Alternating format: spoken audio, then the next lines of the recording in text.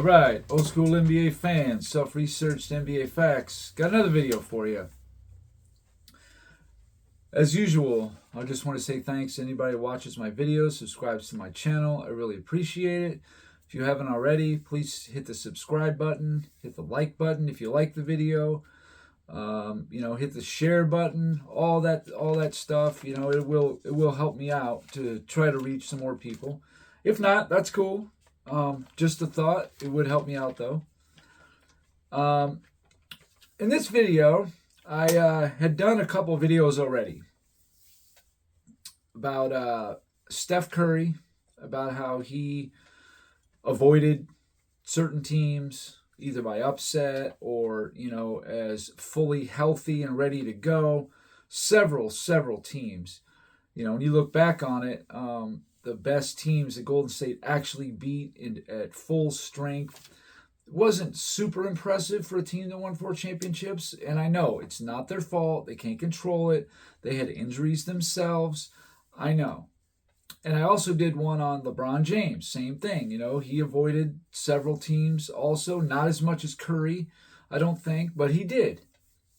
So anyway, I wanted to give an example. So who better than Michael Jordan, right? Let's take a look at what was the environment of Jordan's playoff runs. Let's just take a look.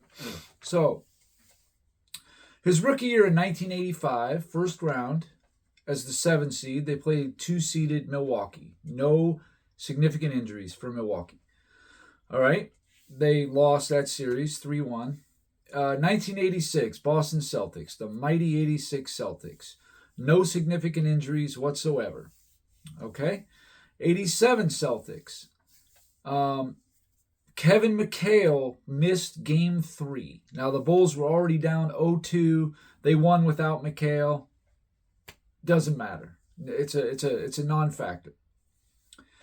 1988, the Bulls were the 3 seed in the first round. Cleveland was the 6 seed, and they were a tough 6 seed too. They were a very good team going into the playoffs.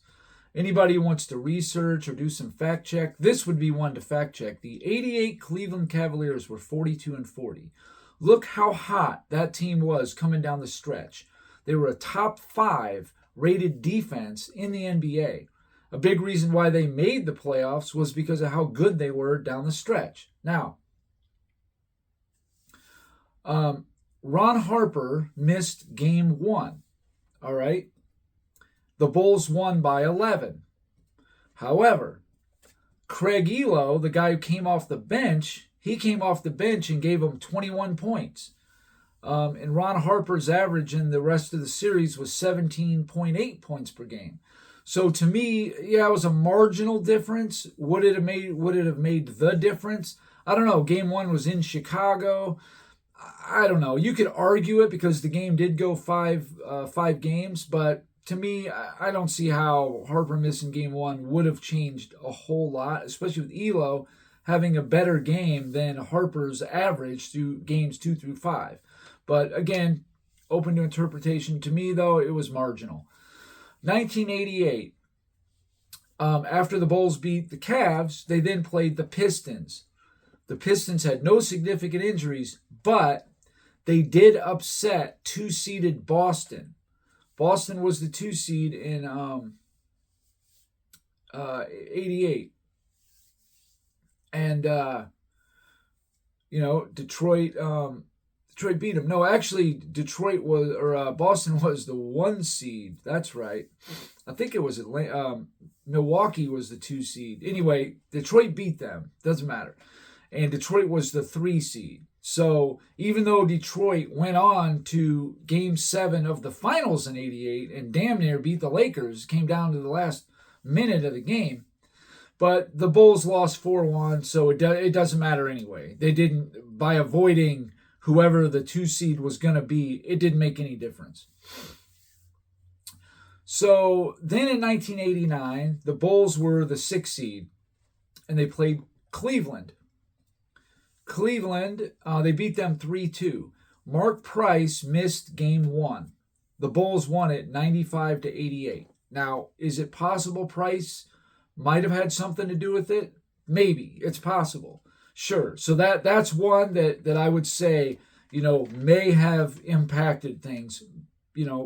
I would say definitely a maybe there.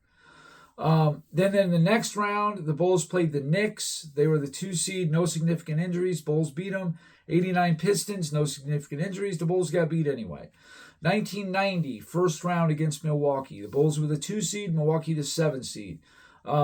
Jay Humphries missed game 1. The Bulls won the series 3-1, no factor. The next series, the Bulls, as the 2 seed, played 3-seeded Philadelphia. No significant injuries. Then they played Detroit in the conference finals, who were the 1 seed, no significant injuries. 1991, the Bulls are the 1 seed. First round, they played the Knicks, the 8 seed, beat them. The Knicks had no significant injuries.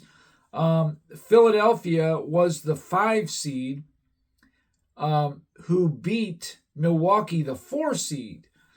But Milwaukee traded away Ricky Pierce, who was their leading scorer at the trade deadline, 22.5 points per game. So their record and their seeding is now a little deceiving. And Philadelphia swept Milwaukee.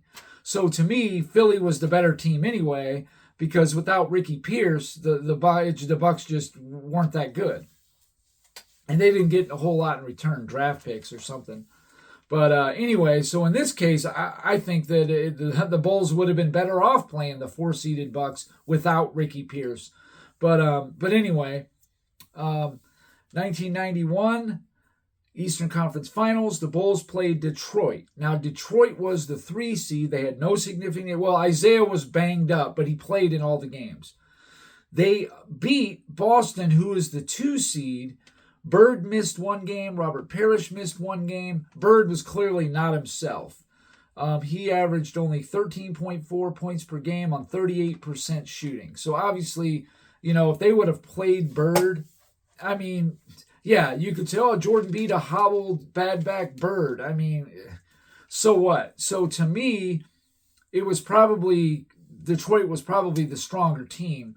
But, if you want to argue that, they didn't play the 2-seeded Boston, they played a 3-seeded, 2-time defending champion Detroit instead, you could go ahead and argue that. That's what happened. 1991 Finals. Now, this is the only time where the Bulls played a team that was more than 1 seed off of where, it could have been. And the Lakers were the 3 seed who upset the number 1 seed Portland.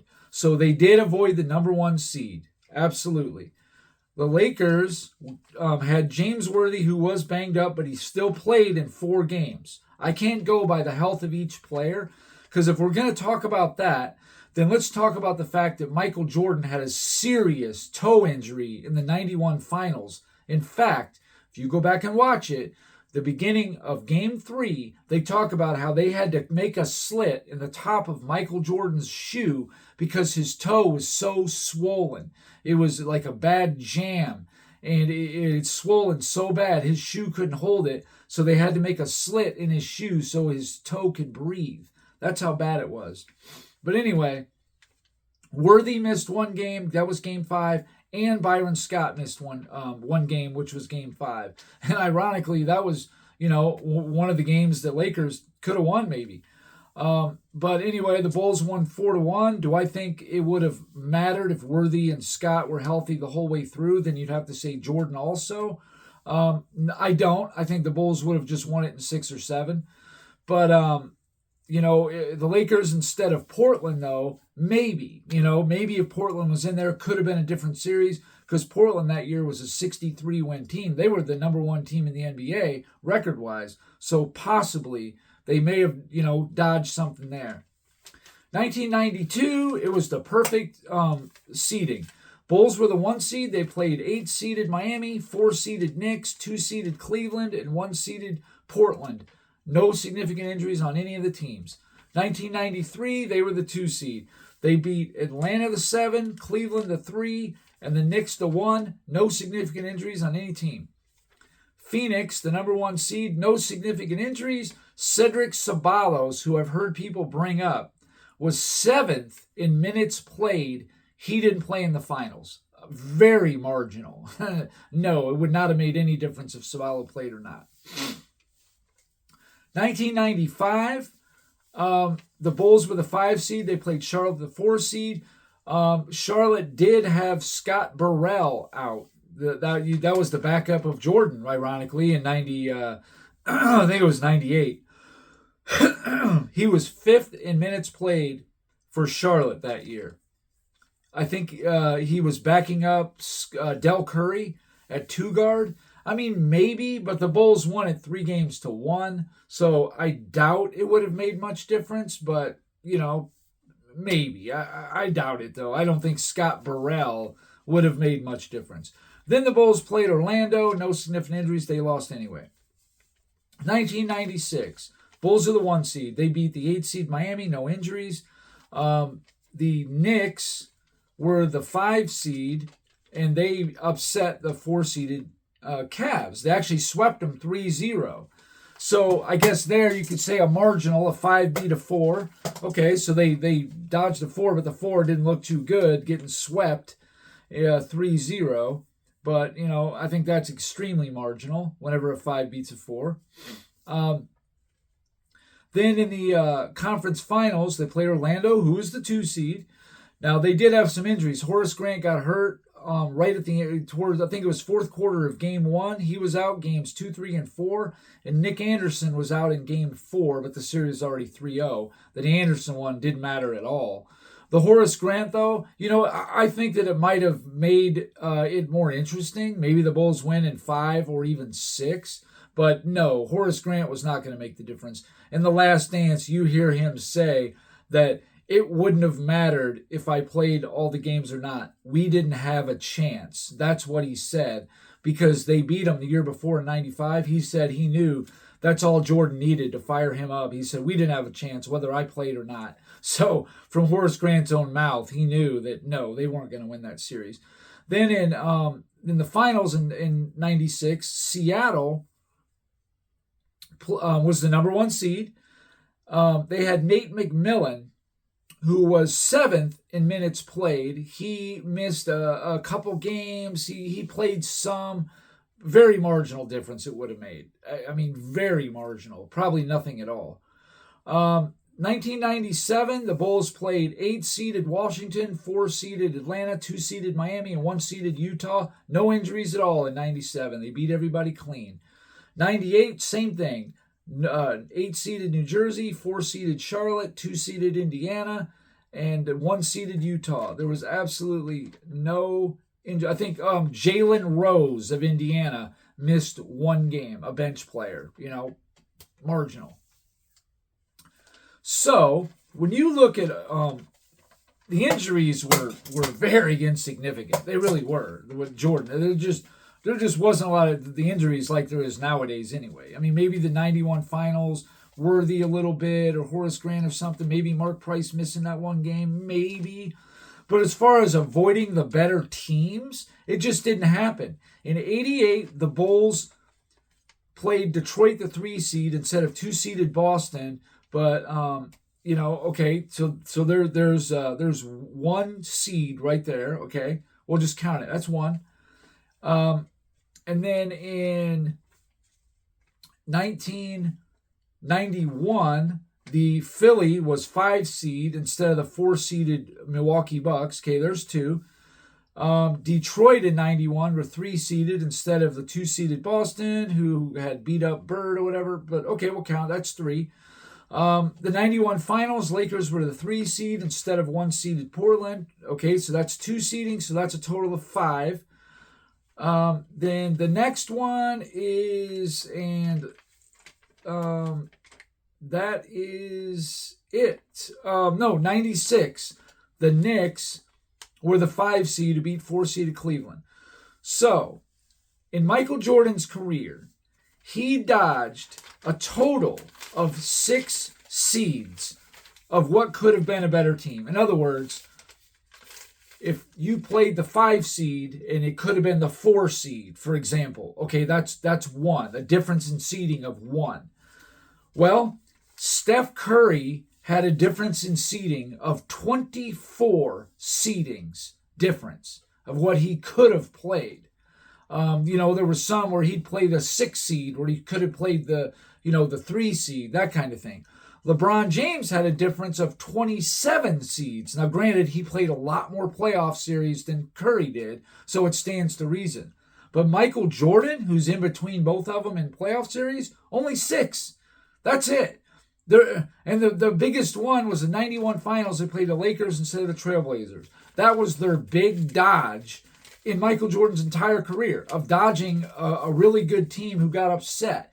And the reason why I think it's important about these teams being upset is because traditionally teams that are the best team in the regular season and carry it into the playoffs and win a championship carries more weight than a team that just simply got hot in the playoffs and won it all.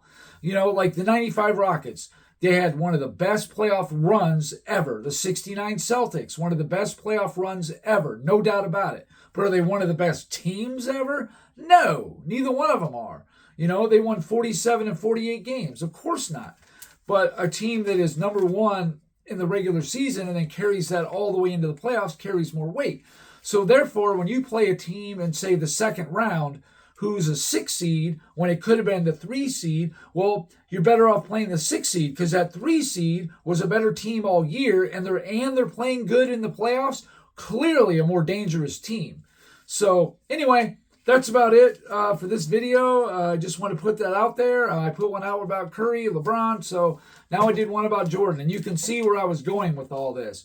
Jordan didn't get the luxury of, playing some 3 seed or some 4 seed or, like playing the 5 seed in the finals like LeBron did in 2020. No, he didn't get that, okay? He played the best that the league had to offer. Basically, every year, every series. There was a few marginal ones in there. The 1991 finals, sure. That was the one that I would say would have maybe turned out different. I think the Bulls might have still won that series, but we're never going to know. But that'd be the only one. So anyway, thanks for watching. That's it for now, and till next time.